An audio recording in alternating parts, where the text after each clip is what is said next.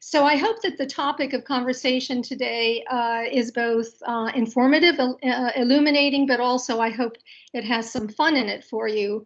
I'm going to try now to share the screen with my PowerPoint, and we have done a test run of this, so hopefully everything is good. Are we good here? Can everybody see the PowerPoint? Yes, that's good. And if you go to presenter view, yep, that's perfect. Go. Does that look good? All right. So yes, Eleusis at the intersection of antiquity and modernity. I begin with this slide, which presents us with two Demeters, the ancient mother goddess of agriculture, identifiable by a common iconography of wheat, poppies, and snakes in this reproduction of a bas-relief from the 5th century BCE. And on the left, a contemporary Demeter reinterpreted in a syncretistic idiom of youthful sensuality, mushrooms, the third eye, rising out of local villages into a cosmic realm of sun and moon against a nocturnal backdrop that suggests the ancient Eleusinian rites. Today, I'm going to try to make sense of how Demeter has transitioned from the august mother figure of classical myth and ritual into the pop culture figure on this slide that emerges from festival life in our own time. This subject is part of a larger book that Barbara mentioned in the introduction, whose title, of course, keeps on changing at this point. From the time that I gave her the title to today, it's changed yet again to Lightning in the Soul, a cultural history of the Eleusinian mysteries, which actually is going to be probably an overambitious attempt to account for what happens to the ancient mystery cults, but particularly ancient Eleusis, over the course of more than a couple of millennia. This is a hybrid work, the book I'm working on, that looks to literature, philosophy, the history of religion, and neuroscience in understanding an ancient rite that has had an unusually long life across millennia. I'm going to be focusing not on the ancient religious festival itself, however, except to remind everyone what the main features of the celebration were. Rather, my attention will be on Eleusis in the cultural imaginary of the 20th and 21st centuries, and in the cognitive neuroscience that is brain mapping what is often called transformational experience. My claim is that Eleusis has helped structure a set of loosely connected tropes that combine postmodern forms of expression with reverence for the pagan past that is perceived as spiritually richer than what contemporary culture offers. In doing so, Eleusis has also functioned as a conduit for the return of ritual activities that are being recreated in alternative cultural heterotopias, a phrase adapted from Foucault, promising heightened forms of spiritual enlightenment. This place of Eleusis then in this wider imaginary is part of what some anthropologists and sociologists have termed the Archaic Revival. On this slide on the left, you'll see the famous Ninion Tablet, housed in the National Archaeological Museum of Athens, dated to around 370 BCE, and it contains one of the fullest visual depictions of the Eleusinian mysteries that have come down to us. It's an illustration, in fact, of the Iacchos procession, which is being received by Demeter and Kore. You can see, here's the Iacchos figure here, and Demeter and Kore over here. The Iacchos procession, led by Iacchos, who was a minor deity and an attendant of Demeter, and who led the crowd of initiates on a 15-mile walk from Athens to Eleusis. He personified probably the ritual cry of Iake.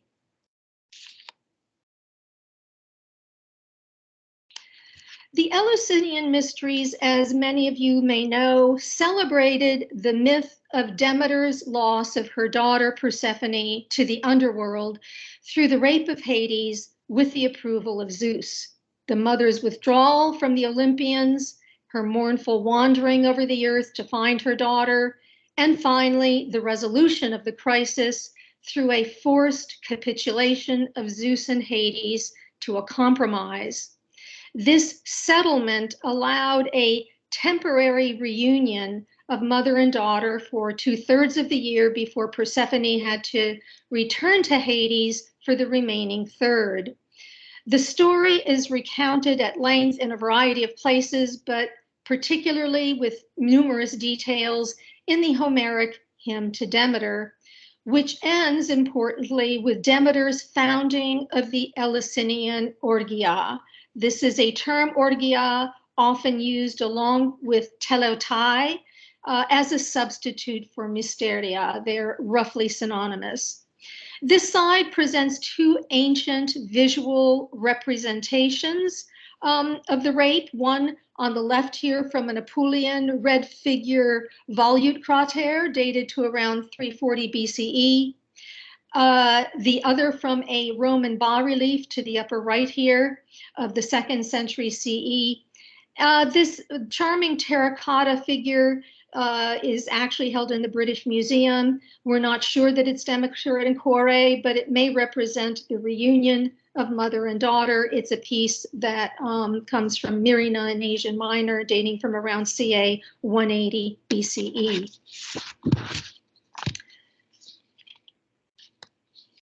The images on this slide are pertinent for understanding just the physical part of what happened to initiates on the road to Eleusis. The image on the upper right here is of the Hierahodos, the sacred way, beginning at the Keramikos in Athens. This, some of you know, was the ancient quarter of the potters. Hence, we get our word ceramic from here, Keramikos.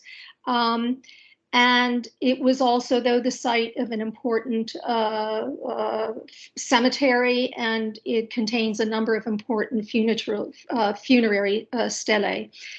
It's also on the left here, I give you an image of the remains of the telesterion. This is the in the inner sanctuary of Demeter at Eleusis, where the culmination of the mystery rites were held.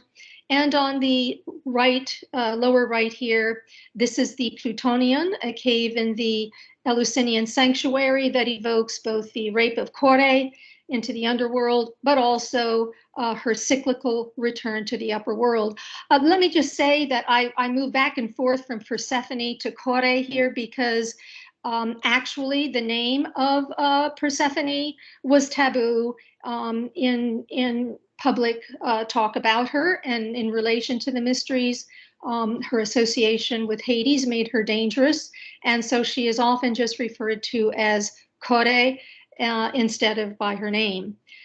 Herodotus tells us that every year the Athenians celebrate a festival in honor of the mother and the maiden, and anyone who wishes from all Athens or elsewhere may be initiated into the mysteries.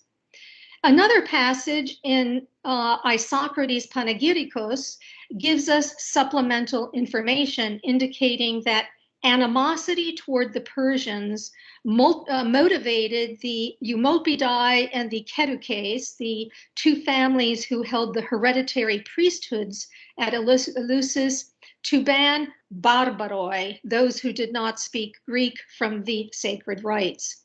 So initiation was open to everyone, man and woman, slave and free, who could speak Greek and who were clean of blood pollution. These rites complemented mainstream Olympian religion. Many of you know that that religion, embodied most famously, of course, in the Iliad and the Odyssey, lacked an eschatology. And so the ancient Mysteria offered worshipers the promise of a flourishing life on earth and a better lot in the afterlife. And in a long history of reception of the mysteries, there was a period of time where classicists argued that the mystery cults were in fact a harbinger to Christianity. That has been since discredited in a number of ways, but that's a long story. In the 6th century BCE, under the reign of the tyrant Pisistratus, the Mysteria became Panhellenic.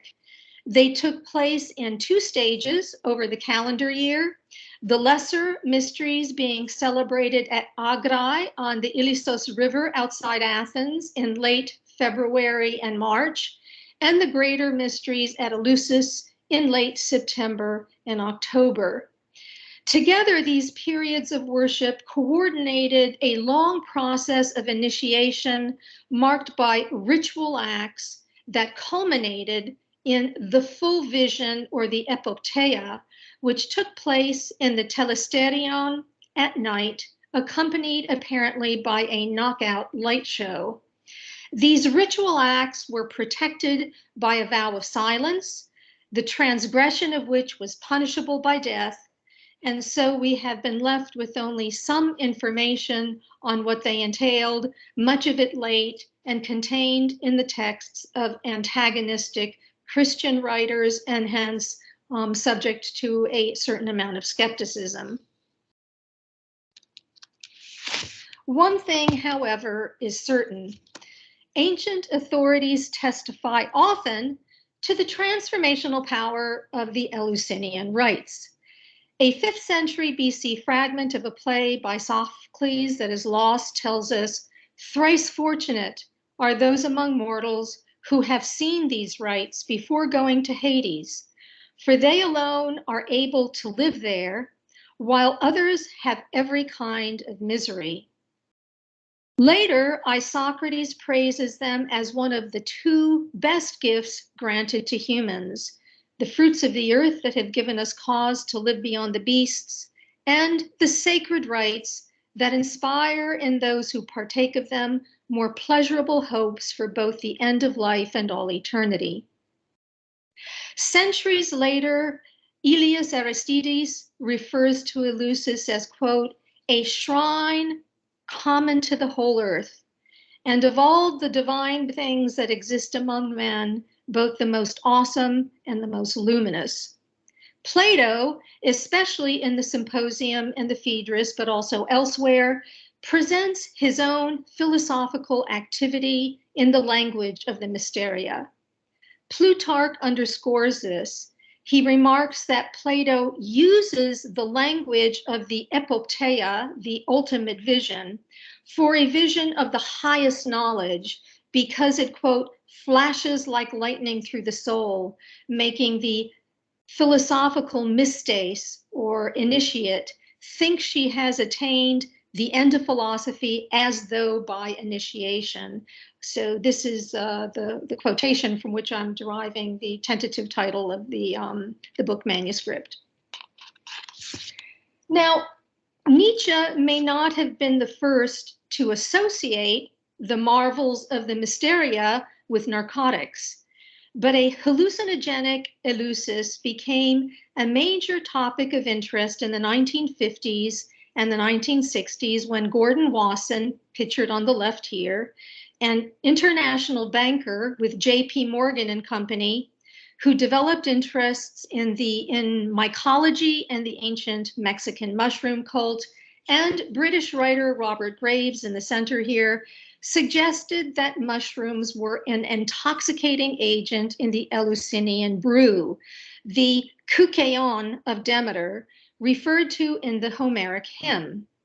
In this poem, which marks, as I've mentioned, the founding of the ancient cult, we hear that Queen Metanera of Eleusis brought respite to the goddess in her grief-stricken wanderings by offering her a potion of, quote, "barley and water with delicate pennyroyal mint, alphi kai hudor gleconi terene," lines 208 through 209 of the poem.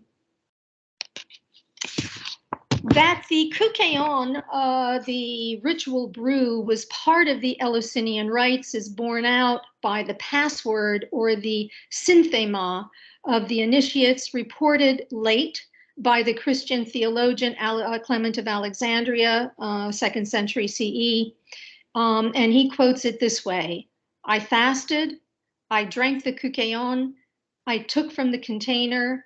After working, I deposited into the basket, and from the basket into the container. Now, you can see that this formula drops the direct object of the verbs. In other words, what is being taken from the container, put back into it. This is a literal enactment, the synthema of the vow of silence that protects the sacred things, the hiera, the sacred things that were transported in containers, first from Eleusis to Athens, and then from Athens back to Eleusis in the big procession. But the more substantial push towards a narcotic reading of this potion came from Hungarian classicist Karl Kerényi in his Die Mysterien von Eleusis. In addition to speculating that the mixture of barley and water referred to in the hymn to Demeter could have produced an intoxicating malt, he also considered the possible roles played by the glycon and poppy seeds as psychotropic agents. The poppy, in fact, is often pictured in depictions of Demeter, such as in this carving of the goddess that is on display in the Archaeological Museum of Corinth. We can talk perhaps later in the Q&A about this, but there has actually been a sizable amount of work done in various organizations, including governmental entities in Greece, about the cultivation of the poppy and the production of opium as far back as the Bronze Age. So Kerényi was not totally off the wall in this proposal. Key to Kerényi's hypotheses were his dialogues with Albert Hofmann, pictured here in older age on the left. He is the Swiss chemist who in 1938, while working for the Basel-based chemical company Sandoz, discovered lysergic acid diethylamide, or LSD-25, which he synthesized with compounds found in ergot. This is a fungus affecting rye and other cereals. Hofmann had been exploring chemical compounds for the treatment of psychological disorders and what was then called shell shock, now PTSD. In 1977, Wasson, Hofmann, and Carl Ruck, a classicist at Boston University, co-authored a work entitled The Road to Eleusis, Unveiling the Secret of the Mysteries. Here they proposed that the Claviceps purpurea, here's this growing on barley in the Rarian plain, you see a little image of it here, in the Rarian plain, which was adjacent to Eleusis, was a likely candidate for the potion, the Rarian plain being the first in mythological tales to be sown and the first to grow crops, as Pausanias and other ancient sources attest.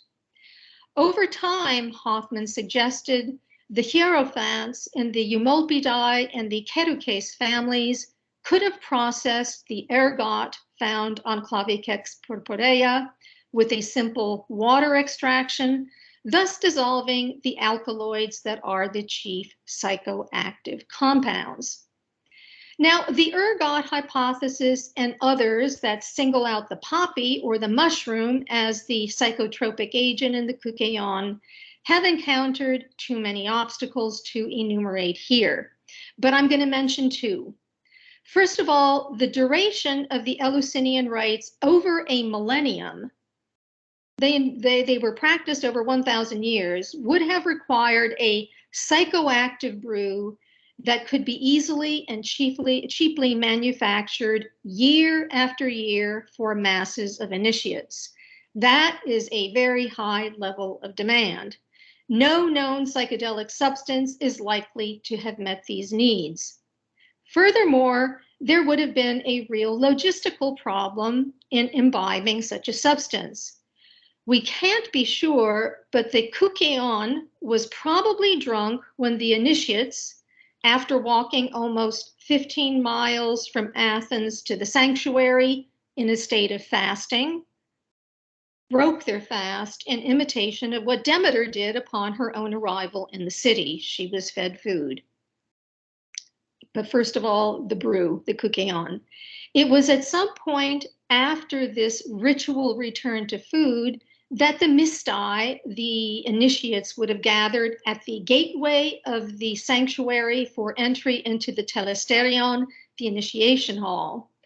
Their names would have had to be checked against wooden tablets maintained by the polis that identified who the initiates were. This scenario presents us with a real stretch.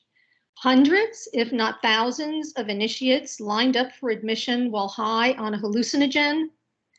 There are other arguments by classicists against the hallucinogen hypothesis, but I summarize this bit of cultural history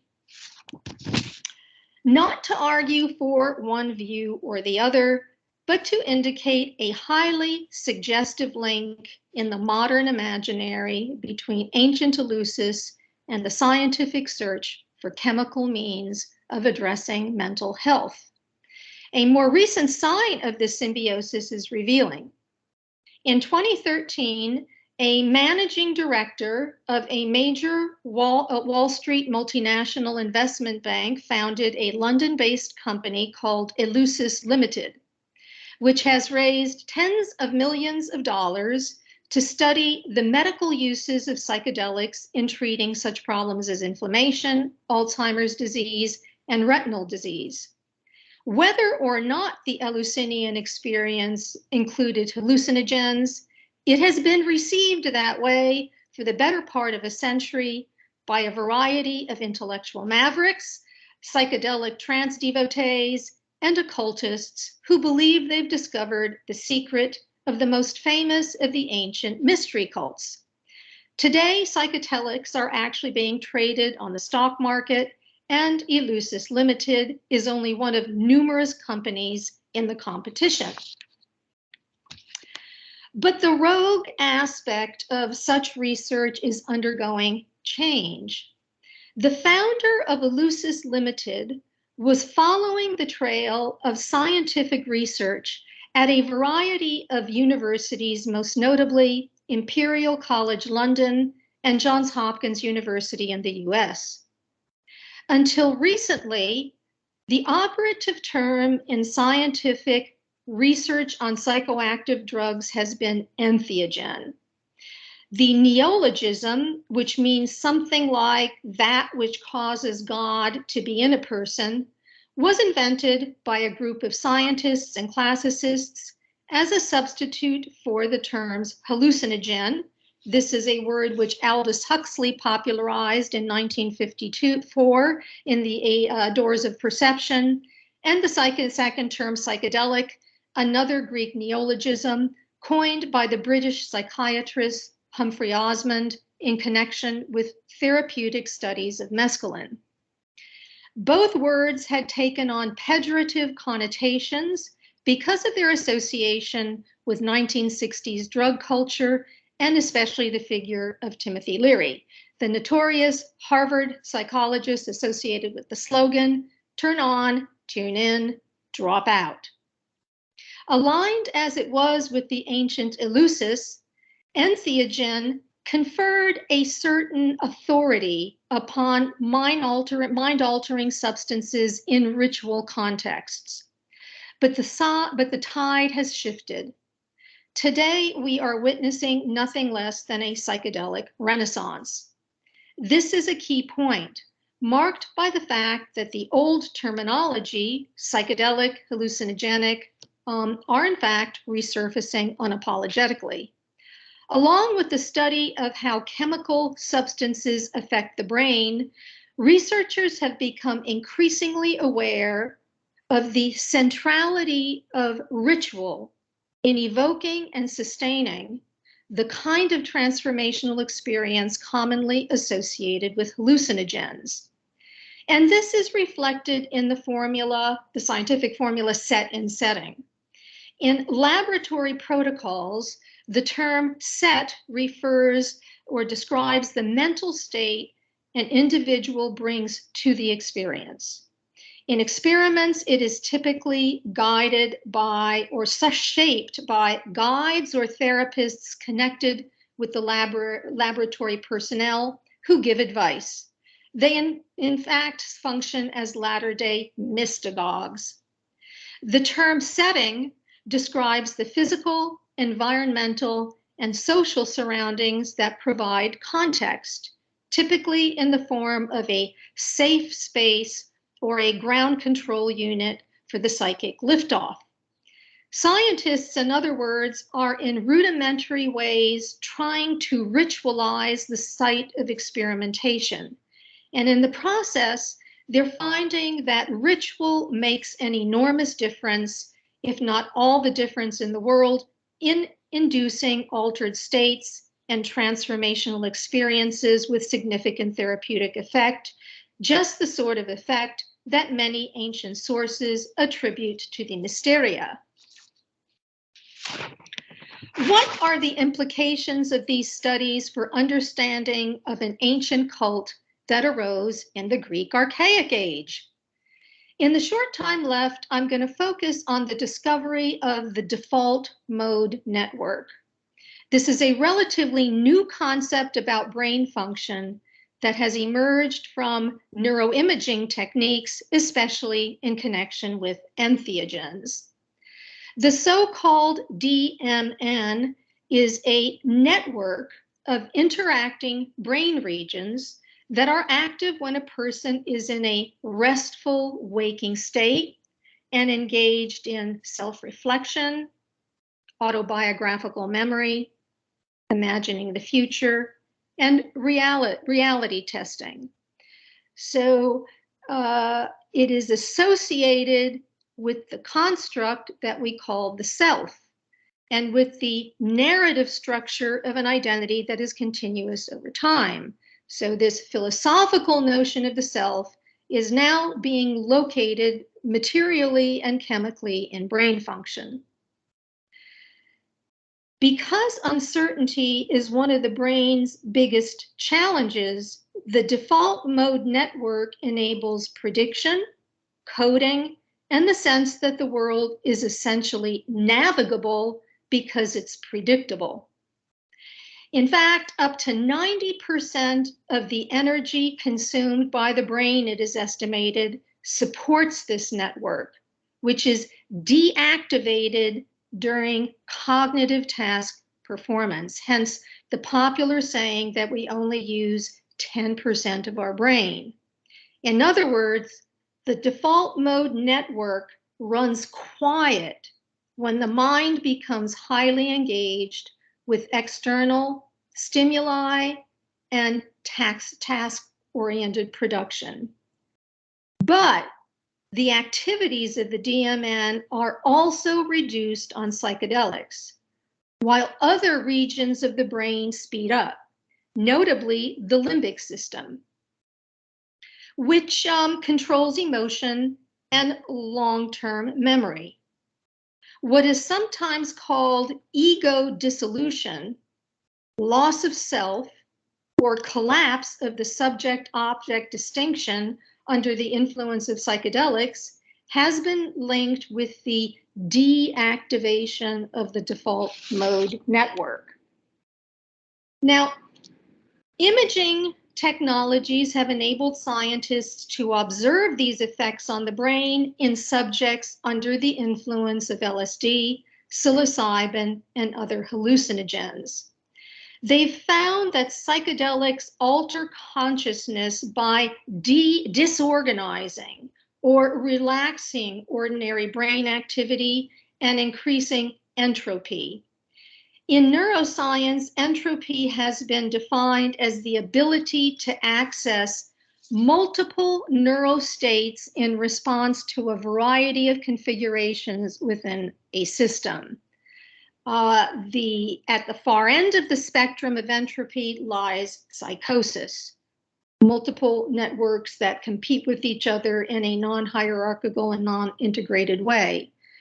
But such common mental health ailments as addiction, depression, attention deficit disorder, and obsessive compulsive disorder are being linked in neuroscientific research with rigidifications of behavior that arise from a hyperactive default mode network, a system whose overperformance can be disabling. Psychedelics not only increase blood flow, but they also stimulate connectivity between brain networks that are seemingly unrelated. They enable, in other words, more flexible ways for the brain to operate outside the default mode network. They are literally mind expanding, as this image suggests. The left depicts a brain whose DMN is in full swing, and the right, a brain on LSD. We are therefore being invited to consider a variety of states of consciousness that can therapeutically re-network the brain in the way psychedelics do. Scholars of religious studies, evolutionary psychology, and cognitive historiography are integrating these neuroscientific insights into fields that have long studied the influence of hallucinogens on cultures and religions worldwide over centuries. These disciplines are interested in cultural contexts where psychoactive substances are subordinated to a ritual purpose. As dialogue between these fields has grown, so has the awareness that key physical activities such as ecstatic dance, rhythmic music, exposure to nocturnal light shows, fasting, extreme physical exertion, and a variety of other ritual practices long associated with Eleusis are essential in affecting facets of brain activity that are tied to transformational experience. Neuroscientific research, therefore, is slowly being drawn in the direction of studying how these ritual practices may on their own, aside from psychoactive drugs, induce trance-like states that bring significant psychological benefit because they influence the DMN in the way entheogens do by opening new neural networks. The phenomenology of altered states may now be meeting up with neurochemical materialism in ways that will enable a new way of talking about what we mean by mind-expanding transformational experiences.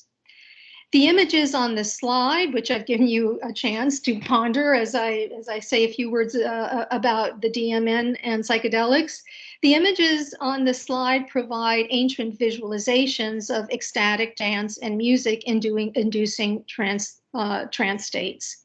All of these are monads, but many scholars have discussed monadic behavior in context outside Dionysus and the Dionysian cult. And the ancient Mysteria are among those ritual cultic activities that are typically mentioned in connection with monadic activity. We don't have images, of course, from the Eleusinian rites themselves of this state, probably because the vow of silence imposed on the ritual, portions of the worship and made it illegal, literally illegal for initiates to disclose what they were. You can see that the trance state is marked by the head being thrown back, the exposing of the neck to divine influence, and the body in motion. This red figure vase over here, in fact, famous, is housed at the British Museum and dates from about 330 to 320 BCE. This brings us to the Archaic Revival.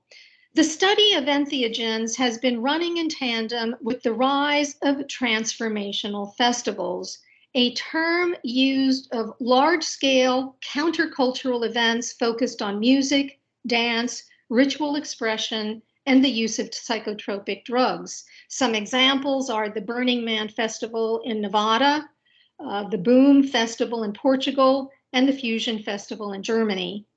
In these open-sourced imaginative worlds now targeted at world markets, a variety of practices taken from the ancient Mediterranean and the mystery cults, the East, and the indigenous religions of the Americas have been syncretized into a bricolage of spiritualities.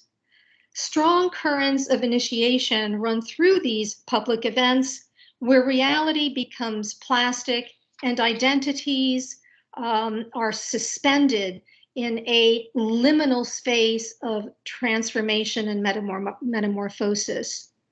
The workshops and other ceremonial performances they typically spawn perform a quasi-mystagogic function by supplying participants with experts in various techniques and technologies. Terms like neo-tribal and neo-pagan, which appear in the work of the French sociologist Michel Maffesoli, capture how these gatherings revive ancient practices whose losses felt as psychically impoverishing. Eleusis has therefore become interwoven with the contemporary festivalization of culture.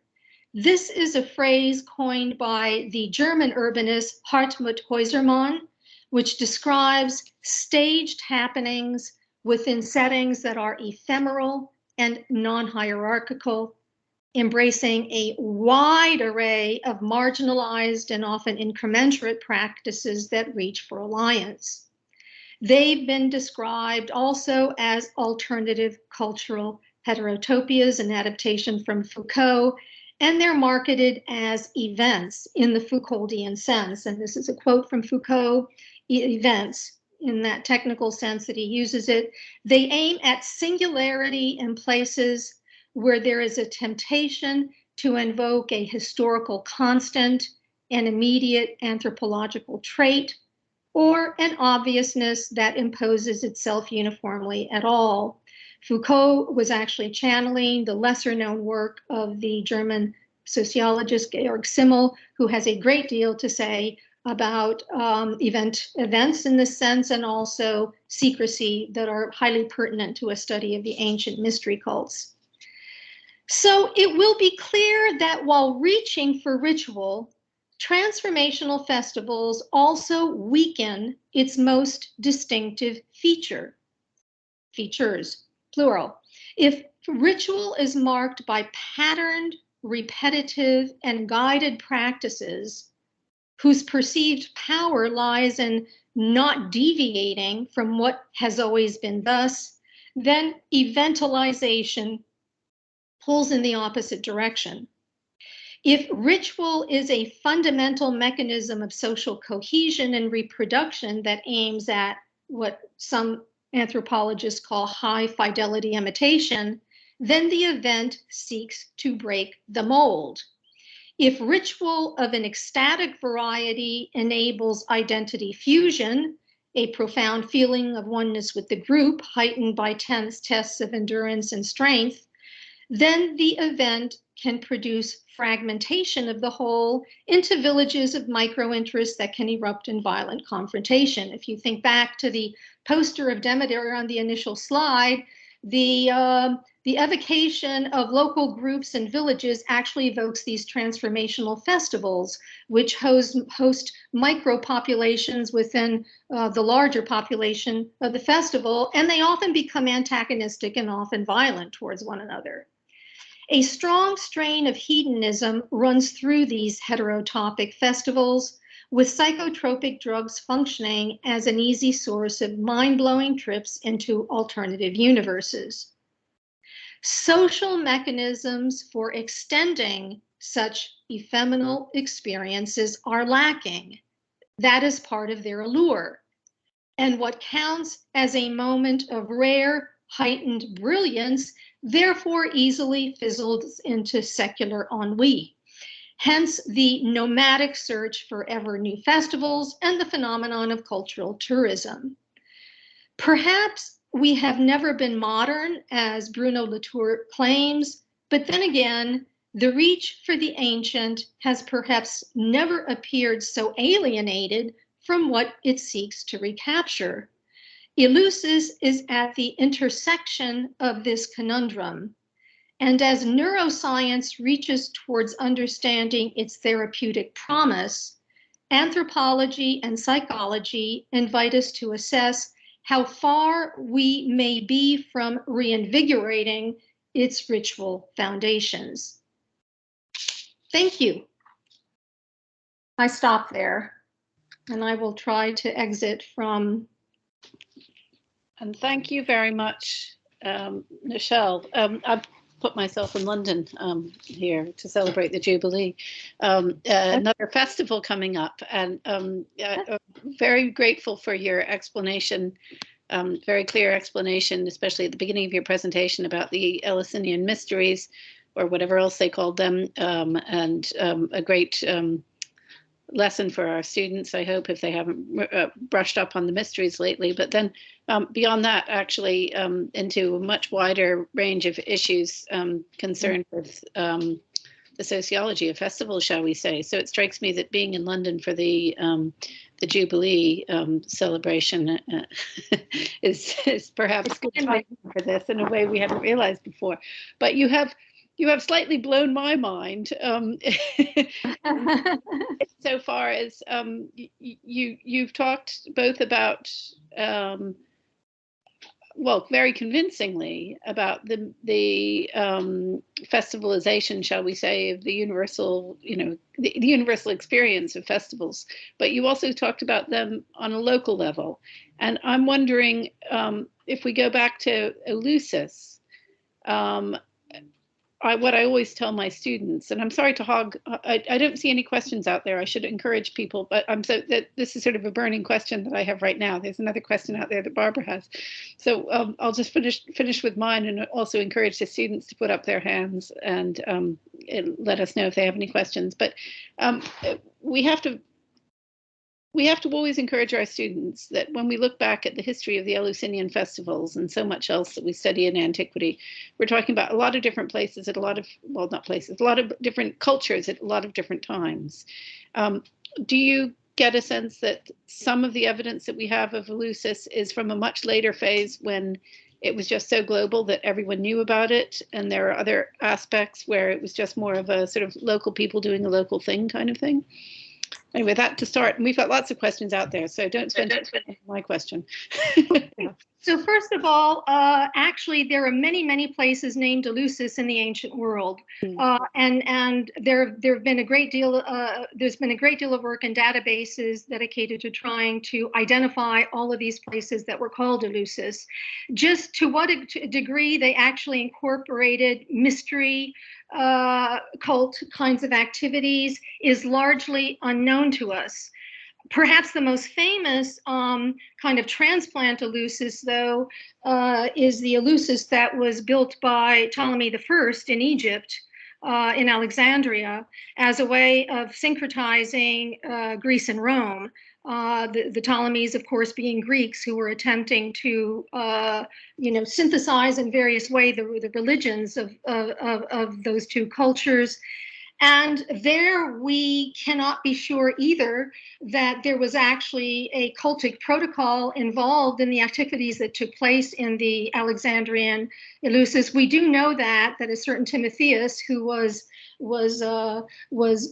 beckoned by Ptolemy to come to Alexandria and he was from one of the he was a Eumolpidae, so he was from one of the hierophantic families that presided over the festivals. So I would say that what made Eleusis different from all of these other Eleusises, and including the Alexandria one, which is quite late, is that it became the site of a Pan-Hellenic phenomenon, and that Greeks from all around the Mediterranean, including any area that any area at all. I mean, you were not, the Barbaros was forbidden only because he presumably could not speak Greek, the ancient meaning of Barbaros from places like Herodotus. So yes, the Eleusinian Festival is both a model, a paradigm, I think, for the establishment of the cults of Demeter and Persephone elsewhere, but to what extent those other places cultivated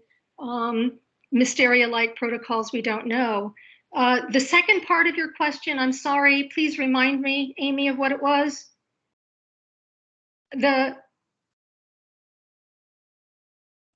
Apologies. If we go back to the Eleusis near Athens, it changed a lot over time. Right. And so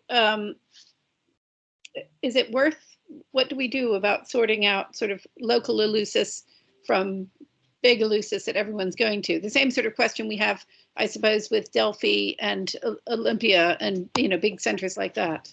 With the exception, of course, that Eleusis lasted even much longer as a center of Pan-Hellenic gathering. What I would say about that is that, of course, there had to be changes in cultic protocols over the course of the millennium that Eleusis was an actual site that drew worshipers. There had to have been, but we simply cannot trace those from the perspective of what the rituals might have been. We have to distinguish between the secret part of Eleusis and the non-secret or public part, because of course the procession and all of the political and social activities that surrounded the public part of Eleusis were known, and they've been preserved from various records for us. What we don't know about is about the ritual protocols.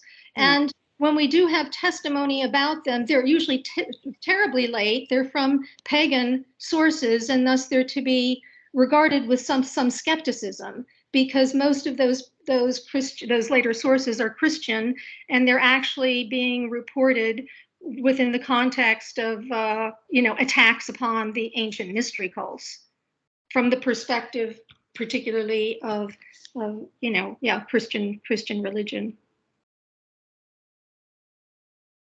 Thank you. To turn to the three questions that we have, I think I'm going to ask Edward to come turn on his video mic first, because we encourage students to come with their questions. So cheers. And then Chiara, and then Barbara. Thank you so much. That was fascinating. Really, I really enjoyed it. And like first, so whenever your talk reminded me so much about the idea of Tantra, especially in the South Asian and Buddhist context, where we have a tradition which is largely secretive, there is a public aspect of it, but then there's also a private aspect, primarily because the use of these rituals and practices was considered something that had to be highly attained, and only those within the tradition specifically that knew how to use it could do the bigger parts, which, as you're discussing these things, reminded me, because in Tantra, psychedelics and alcohol are used by Buddhist practitioners in this context here to help attain their ritual attainments. And I was wondering if in the context, if you're in your research, you found anything similar to that, or if you could maybe comment on that or its connections, maybe? Yes, thank you for that, Edward. It's a great question. One of the differences between the Eleusinian mysteries in particular and later mystery cults, but also cultic practices that are secret from places in the East, is that the Eleusinian mysteries were open to everyone. So esotericism was not an aspect of how ritual was conducted. What we in fact have is the kind of paradoxical situation of thousands and thousands of initiates who participated in a public cult that was also secret. And that is not the case with any of the other later cults that became secret because they thought that they were propounding a kind of sacred wisdom. In an important fragment that's been preserved in Synesius about Aristotle, Aristotle commented on these rites that the initiates did not receive, and they did not learn anything by way of a specialized knowledge. They rather underwent a an experience, a transformative experience that was not that it was not connected to any sort of privileged knowledge.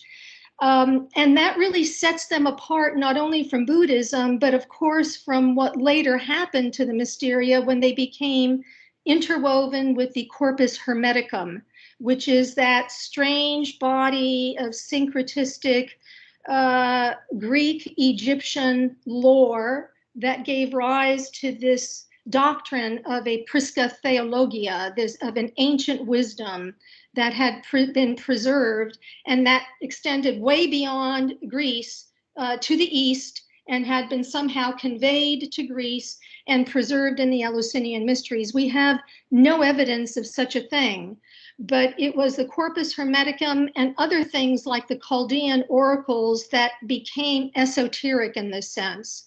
And they profoundly influenced later understandings of the Eleusinian mysteries, particularly in the Renaissance, where philosophers like Marsilio Ficino and Pico della Mirandola were attempting to argue for a syncretistic religion in which a holistic body of secret knowledge had been preserved. So there's a lot of work being done now, Edward, actually by people who are studying various facets of Greek philosophy and religion and the East and Buddhism. This is happening particularly in the study of Pyrrho, the skeptic, who traveled with Alexander east.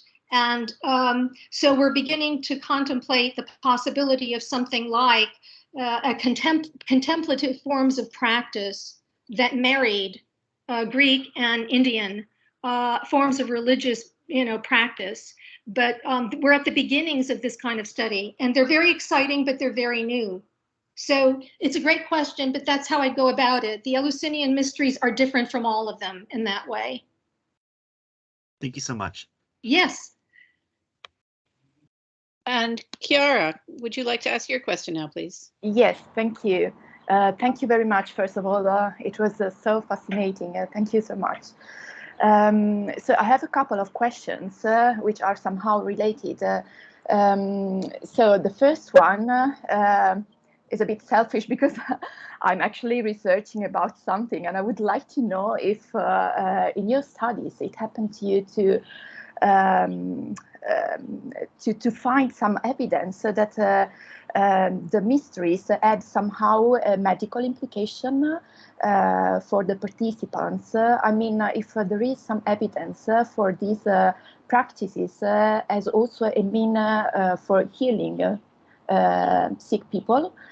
And the second one is related because it's about the QKon. If you think that it might be also therapeutic, not just for like to balance psychological disorders, but also like physically in a time in which there was no such a distinction between psyche and the body. Yeah, those are fascinating questions too. Thank you for them. Thank you. The first thing I would say is that when we use the word therapeutic in the context of the Mysteria, and particularly the Eleusinian Mysteria, this is always a holistic concept for the ancient Greeks. So there was no separation between mind and body in this regard.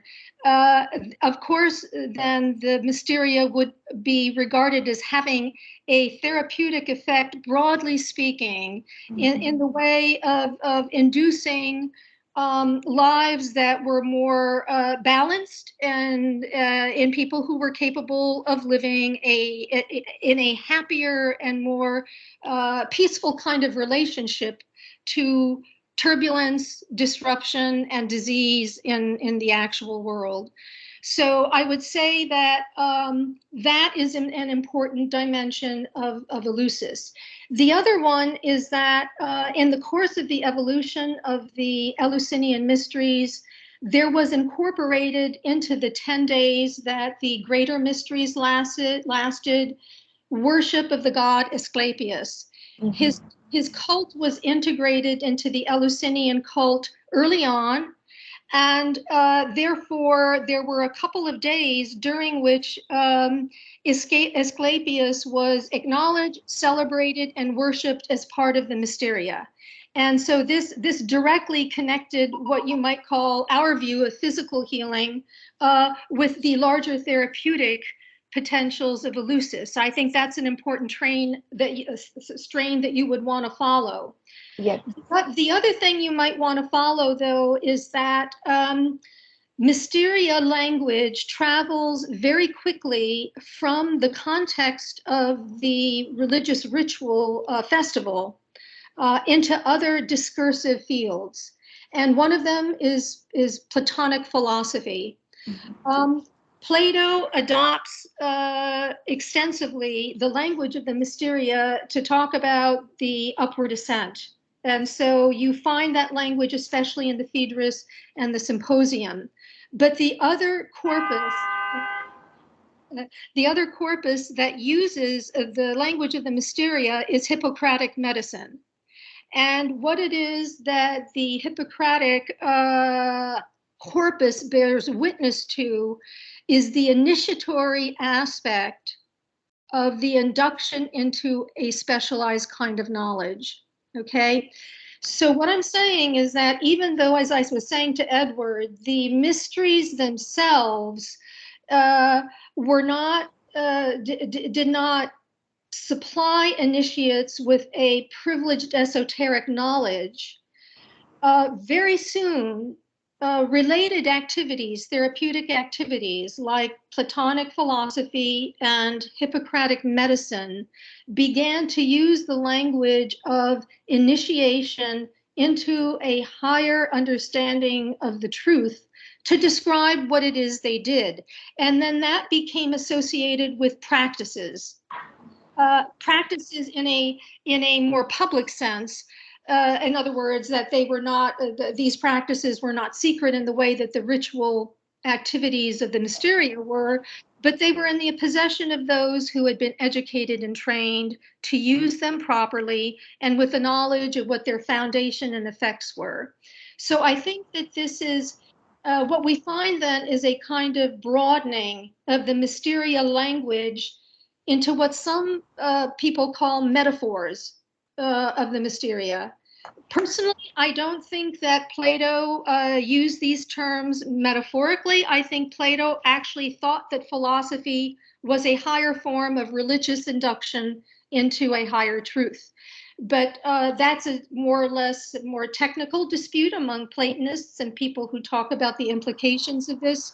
But I think you're very much on a path that there's a lot of information there in the Hippocratic corpus for this, okay, as it relates to Plato. Thank you very much. I'm happy to hear that, because I was also thinking about lyric poetry and its relationship with magical authors. And I also think that sometimes the mystical language is not just rhetorical. Right. So right. Yes, I'm very happy with this answer. And of course, the mystical language part becomes wrapped up quite a bit later with the Egyptian situation, because that is when the Greek response to things like Egyptian writing systems, particularly hieroglyphics, you know, the Corpus Hermeticum poses as a Greek translation of Egyptian hieroglyphics that were composed on stelae. This was all wrapped up in a sense that there was technical knowledge of a magical sort, in the sense that there was forms of practice that could bring the gods into a more intimate relationship with humans and the need for therapies that enhanced health. But this is later, I would say. It's Hellenistic. Thank you so much. Thank you. Okay. And Barbara, sorry to keep you waiting so long. Would you like to go on mic? That's not a problem at all. It was it's definitely right to invite students in first. Thank you so much, Michelle. That was absolutely fascinating. And I suppose my question is a little bit meta, and perhaps it's a little bit about like Amy's question, her lead of question as well, because when you're looking at sort of cognitive research and the study of the brain and its reactions, there's obviously a kind of, what should I say, sort of a bedrock of the human that you're looking at. And that can sometimes militate against the kind of specific historical differences that we want to look at as classicists, and we want, you know, to help our students to see and focus on. And I suppose I wondered if you see any of that kind of tension in your own work, and also looking at the collaborations, the historical collaborations that you drew our attention to earlier. Again, if you've got people sort of working in these kinds of teams, the ancient historian on the one hand, and the sort of cognitive or sort of psychologist person on the other, and how, you know, again, if there are tensions in those kinds of relationships, or if there are quite positive ways forward. Right. Yeah, of course, there are tensions all over. I think that our discipline has really not been keen to absorb what other branches of religious studies have been keener to absorb, and that's the consequences of psychoactive drugs in ritual contexts. And it's largely because we just don't have the evidence that we have in other societies for what is often kind of loosely put in the grab bag of shamanism. This is what I would say. For a very long time, you know, classicists argued that that Christian religion was indebted to the ancient mystery cults absolutely directly, and that early Christianity was indeed a form of an ancient mystery cult. And this has been connected, of course, with Mithraism, but it's been also connected with the long history of the Eleusinian mysteries. That overarching thesis has been thoroughly discredited, but what it caused in the historical study by classicists of the ancient mystery cults was more of an interest in localism. The feeling was that an overarching set of theses were being applied by people like particularly Foucault, the French classicist who had a very influential thesis about the mystery. The view was that an overarching thesis was being applied to a highly heterogeneous set of religious and cultic practices, and that not all the mystery cults are themselves the same. They're not. And many of them, of course, are the product of late antiquity and not of early antiquity, the Eleusinian mysteries. The interest in localism then was a reaction in scholarship to overcoming these kinds of universal hypotheses, you know, about the historical relationship between mysteries and Christianity. But what has arisen now in response to that localism is coming from these new branches of neuroscience and cognitive historiography, where we're talking about structures of the human brain that you and I couldn't have talked about when we were in graduate school, because they would have elicited immediately attacks based on,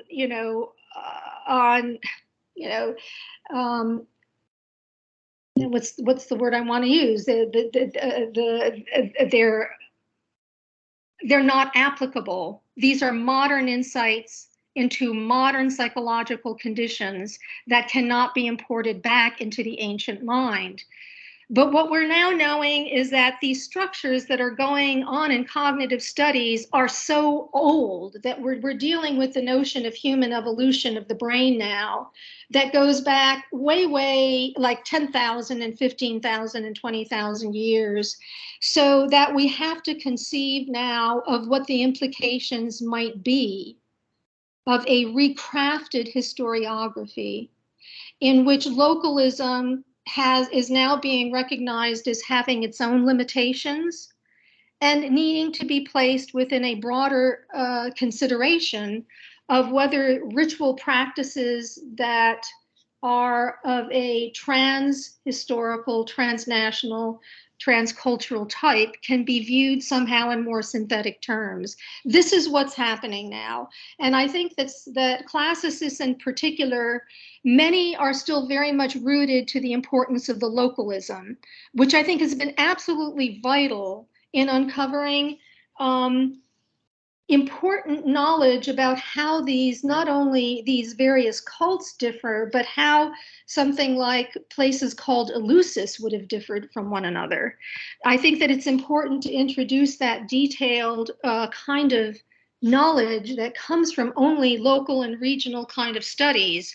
But we're returning to the notion of the Panhellenic, and beyond the Panhellenic to the regional Mediterranean, and then beyond the regional Mediterranean, we're going farther back because cognitive historiography is giving us the tools at last to do this.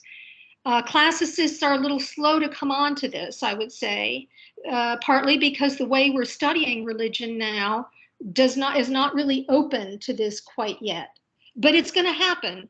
It's happening already, and it's happening in a wide variety of academic fields, you know, on the various campuses that have some of our best classics departments. So it's inevitable.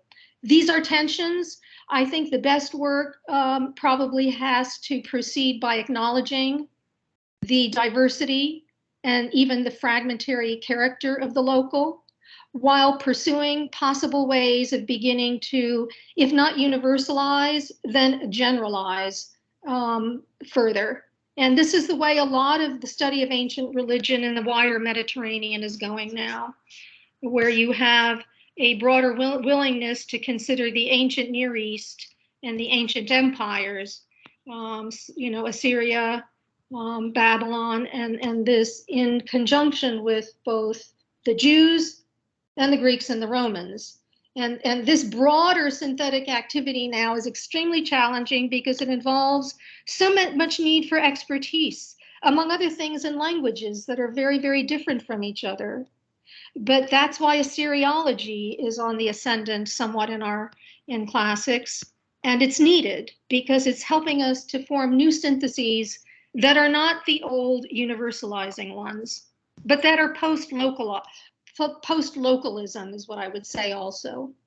What are your thoughts? No, I think that's really important. I think, yeah, your sort of gesture towards a kind of new universalism seems sort of fruitful, and that notion that you proceed like sort of with great care, with acknowledgement on both sides. Because I mean, I'm thinking of cognitive studies of drama, you know, my specialty, and cognitive studies that kind of talk about sort of, you know, human reactions and human identifications. And again, a lot of my sort of critical formation resists that sort of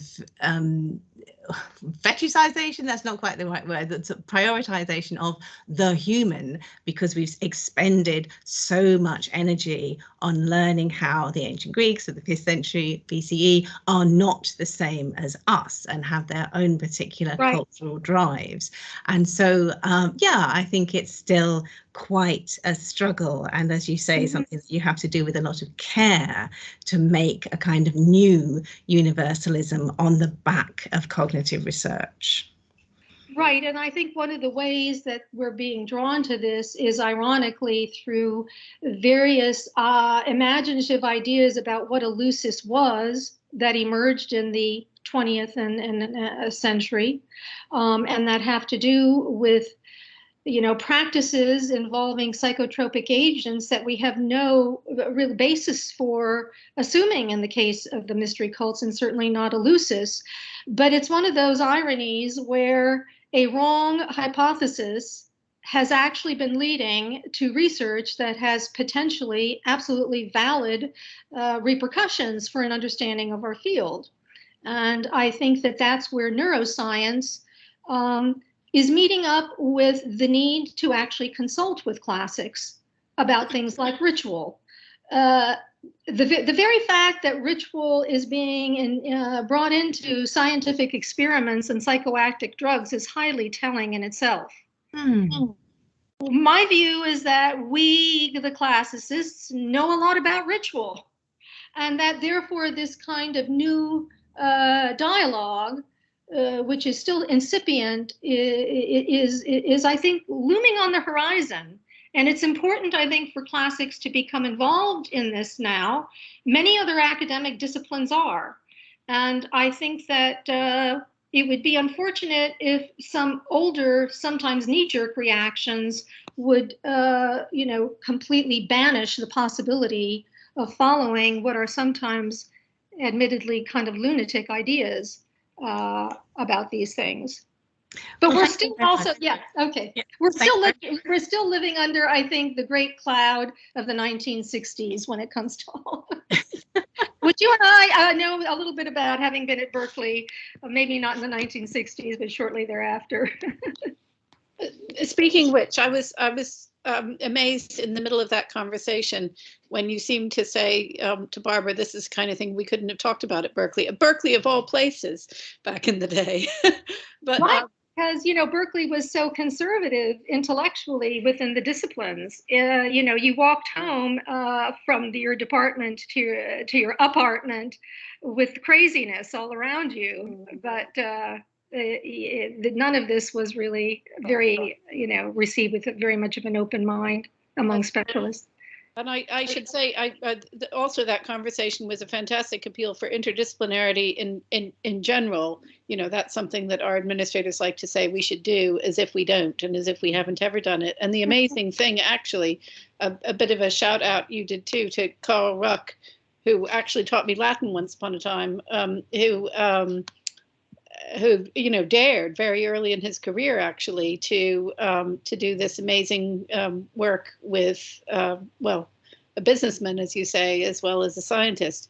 And I wonder to what degree, though, that we have that work actually to thank for lots of other non-classicists. Yeah, sort of getting interested in this. I mean, I don't know if you have any sense of how many times it's been republished. It's still available, isn't it? Yeah, very much so. And there's a minority of scholarship that continues to explore the psychotropic agent hypothesis. Mm-hmm. We just don't know where it might lead, but right now there's just no smoking gun to identify a hallucinogen. We just have very sparse evidence that would support any of this. But as I was saying to Barbara, the point is that nonetheless, Eleusis has been received this way. And the fact that it's been received this way, many receptions, as we know from reception history, are amazingly wrong-headed when they come to what it is we know about the realities and the facts about the ancient world. But that doesn't mean that they don't produce insight of their own. Mm-hmm. I think one of the things that this particular line of research opens for classics is the possibility of classics plus the medical humanities. And this is a bridge between the humanities and the sciences that has proven very hard to build, at least in the United States. But it does combine needs in both of these quite segregated disciplinary fields to talk together. So, do you have any thoughts on why it's been hard for the medical humanities, for these fields to combine? I mean, could it just simply be a matter of finance, that that too much finance is going into other aspects of medical science? I think it might be the long hand of the Enlightenment, with this divide between science and humanities, and the rationalism of science against the irrationalism of the humanities. In other words, these very stark and oversimplified polarizations that have been very unhealthy, and they're simply wrong also, because we now know a great deal about how the mysteries were received in the Enlightenment, how they coexisted with the rational discourse of key Enlightenment figures. But I think that that's part of it right there. We have a hierarchy of disciplines now, with science at the top and social sciences, just shortly beneath them, and then the humanities at the bottom. When it comes to money, and when it comes to credibility, and when it comes to convincing administrators, it's very hard to join the top with the lower rung. Now, you Brits have done a much better job than we have in the US of elevating classical civilization and culture. It's part of your culture, and the way university culture, and the way it's not been part of ours. And I think that it's been harder here. But I think that these are old walls. I think we can begin to chink away at them, and I'm all for continuing to chink. Sorry, I turned my mic off there. Yeah, well done, and glad for you to chink, and we can chink along. And I'm sorry to say I don't think our own Emma Aston is with us, but she has been working with some colleagues and trying to get medical humanities going and more strongly at the university. But thank you for crediting us Brits as doing better. But I think given our education system, actually, that's where even at an earlier stage we're creating and forcing these divisions, people choosing subjects, at age 16 when they don't know what they want to be, doing for the rest of their lives, and then later having to go back and maybe get, more knowledge under their belt to move on for science degrees or language degrees or whichever direction they go. But thank you also for your appeal for languages. And I'm glad to say one last appeal to our audience for questions or comments here. It's something that I think we as a department do, encouraging a wider range of not just periods, but also languages. And you heard from Edward, who's our expert in Tibetan things. But we've also got some colleagues working on late antiquity in particular, and multilingualism in late antiquity. I wonder, though, if in the absence of anyone coming up with a burning desire to hear you answer any of their questions, if you might briefly address the issue, the fraught issue of the participation of women in these mysteries. I know that there's, in terms of other festivals, there's the problem of earlier scholars having taken maybe some texts out of context and saying women never drank, women weren't allowed to go anywhere near alcohol or any intoxicating. I mean, especially when it comes to glucon or the must, the earlier phase of the production of wine. Surely it seems practical that women would have been, in fact, we have pots that show pictures of women dealing with these things. Likewise, surely they were perfectly eligible to have substances, despite what some of the previous male scholars might say. Right. Well, you might remember that in the hymn to Demeter, when she arrives in Eleusis, the king and the queen, well, the queen, Metanera, I believe it's her in particular, who offers Demeter a cup of wine. And Demeter refuses the wine. Of course, this marking partly the cultic difference probably between Demeter and Dionysus, that wine is Dionysus's drink. And it's then that she gives the formula for the kukeion, which includes this, what we typically call pennyroyal mint, which apparently has some moderate psychotropic qualities about it if drunk in a certain way.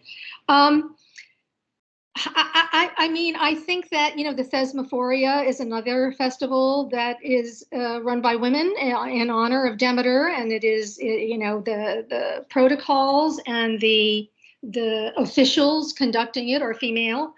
And I think that Aristophanes gives us a kind of stereotypical cultural male view of what goes on in these things, and it does involve drinking.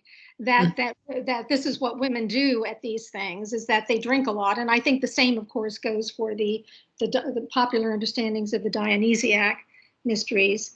But I guess that what moderns have trouble understanding is that, you can achieve heightened states of consciousness without necessarily having to imbibe a psychoactive drug. And if we look at this strange kind of conglomerate of monadic behavior, which is generalizable to things beyond monads, you find that these are activities that are now being neuroscientifically studied as brain altering.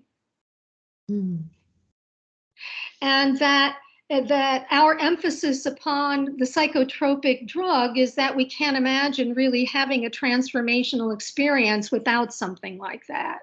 that's been, I think, very much part of the post-1960s unfortunate contribution to the understanding of transformational states. But we're now seeing that things like, combined with fasting, physical exertion, ecstatic dancing, the use of percussion instruments, all of these things associated with Eleusis are now being studied as on their own, in ritual context, being able to alter the mind in such a way as to enable this experience. But I would also, part of what I'm trying to say is that without a ritual context, these mind-blowing experiences probably don't amount to much. You need to have a cultural system, and you need to have social forms of contact that support them. That's the mystagogue. You have to have a mystagogue and a society of mystagogues and a society of initiates who can support each other, as it were. Yeah, and I'm reminded you commented on the Fantastic Light show at the beginning. And getting back to something that we are likely to experience all over Britain this weekend. Whenever you watch a fireworks display or something like that, it's not the same thing if you're going to be watching it on television from afar or without anyone else, without experiencing the sound and the smell and the whole atmosphere of it. Yeah, and the crowd. The crowd. Yeah, of course. Yeah, because you need others who are experiencing the similar emotional states to be participating into this. So I think that the artificial separation of the psychotropic drug with the ritual behaviors has produced a very bad understanding of how ancient mystery cults, especially Eleusis, worked. And I think we're in the business of potentially correcting that and reintegrating the ritual with material neurochemical questions. I think this is an open door for us in studying the mysteries now. So I would plug it as a way of doing a number of things for classics, especially as we continue to look for ways of contributing to current discussions that are of immediate value in our time, which is one of the things we must increasingly do now. Absolutely. Yeah. Barbara, it sounded like you were coming in with a question or comment there. I think I was just really kind of saying yes and totally agreeing with especially that kind of synthesis that Michelle was saying at the end. I think earlier on I was probably going to say something about Berkeley, but we can let that pass. This point, it was a remarkably conservative institution, really quite extraordinary. But I really like the idea of that synthesis. And no, of course, the other thing I was going to say is yes, exactly. And we must contribute and be seen to contribute to those important debates and dialogues in our culture generally. That's definitely one of our tasks as classicists. I think the other thing, since we have a wide range of students here, is to say this is another way of bridging academia with youth culture. Because transformational festivals are not exclusively, but they are largely composed of youth cultures. And I think this is a way of, opening the door to discussions of often socially alienated groups, right? We meet in the classroom, but what goes on out there? And, what are professors' stereotypical images of what goes on at these festivals? And, what to make of that? Thus far, I've resisted joining my brother-in-law at Burning Man.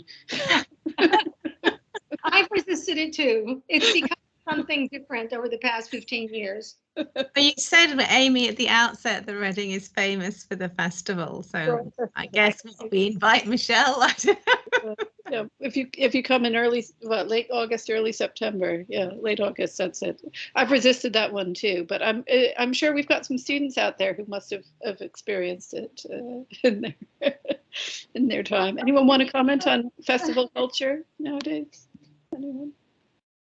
And it may be something to think about. I'm talking about these mega festivals really that market themselves as transformational. It's become a buzzword in global tourism. I I was about to end, but then I just remembered I heard on the radio the great Neil McGregor talking the other day about rites of passage, and he did bring up the Reading Festival in the context of commenting how in modern Europe there's not so many rites of passage whereby the adults are bringing the children into the world of adults, welcoming them. That's what rites of passage have traditionally done. Sort of the bat mitzvah and bar mitzvah, the example that he was talking about, where the whole point of it is that the children are now no longer children and they are allowed to do what the adults do. But whereas the Reading Festival sort of experience, unfortunately, is, well, I say from an adult perspective, they're initiating each other. You know, yeah. The youth are in charge of their own rites of passage, and so there is no adult world to be welcome to. There's just the world of your peers. And I wonder if we get, again, getting back to Eleusis, as maybe we should,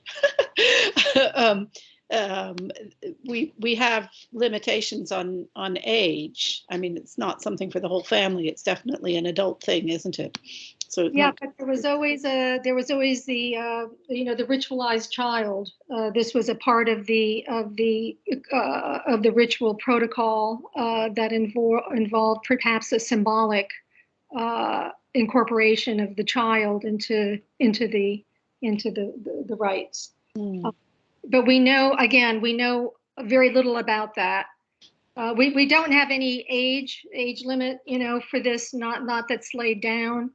But the very fact that it involved initiation, probably over a couple of years, would mean that you would have to be of an age to be able to absorb the meaning of that. Yeah. But Amy, your point about no initiation, no adult society, that sounds like sort of a gloomier note of a different kind too, doesn't it? Right. Right. I mean, and it goes to the heart of both the contemporary need for ritual and also the way in which ritual is actually being performed anti-ritualistically through eventalization, or festivalization, which are terms used to describe contemporary ways in which the ancients are being reinvented in neo-paganism and neo-tribalism. So you have that paradox, which is potentially an outright contradiction that raises, possibly dystopic questions, about what happens to ritual when it becomes dissociated from a ritual past.